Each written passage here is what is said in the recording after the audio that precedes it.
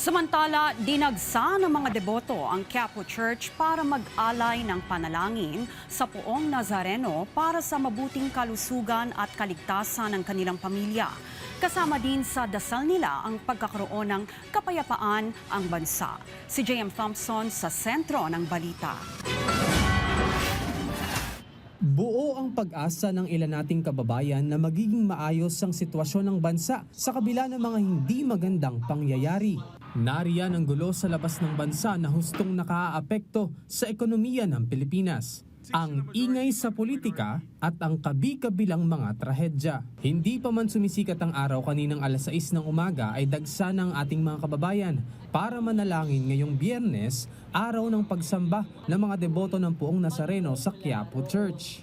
Ang biker na si Armando Agustin, panata na niyang pagsisimba tuwing Biyernes kasama ang kanyang mga kaibigan. Bukod sa dasal na magandang kalusugan at kaligtasan sa kanyang buong pamilya, palagi rin kasama sa kanyang dasal ang isang hiling. Sana umayos na yung bansa natin. Dapat pag-usapan na lang nila, di ba?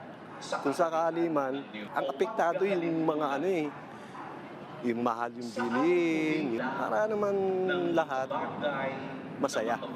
Isa lang si Armando sa mga debotong tuwing Biyernes ay walang palya para manalangin at humiling na sana'y maging ligtas at magkaroon ng maayos na kalusugan ang kanilang pamilya. Hindi naman iba ang dasal ng ilan pang mga deboto dito sa Quiapo Church, ang mapayapa at maayos na pamumuhay.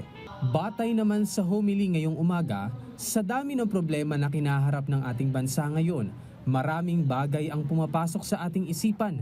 Maraming problema kung saan apektado ang pang-araw-araw nating pamumuhay.